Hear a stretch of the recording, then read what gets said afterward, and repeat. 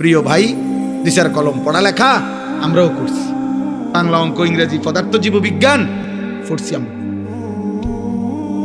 আতে বুঝ করেই বলছি, আমরাও সায়েন্সের ছাত্র, বিজ্ঞান বিভাগের ছাত্র। জি জি, আতে বুঝছেই হিসাব করো। নওজোয়ান ভাই, বয়স্ক বাবা, আপনার ছেলেকে মানুষ বানাইছেন কিভাবে আপনি প্রমাণ করে বুঝায় দেন।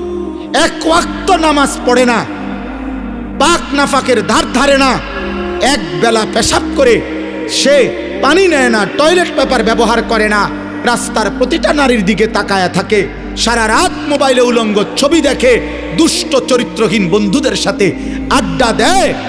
এই ছেলে আপনার ইনসান হইছে কিভাবে, মানুষ হইছে কিভাবে সেটা বলেন। ইকোনমিক্যাল অ্যানিমেল হইতে পারে, বাট ইনসান হয় নাই। মানে অর্থনৈতিক প্রাণী হইছে, টাকা উপার্জনকারী একটি প্রাণী হয়েছে, কিন্তু মানুষ হয় নাই, মানুষ হয় নাই, মানুষ হয় নাই।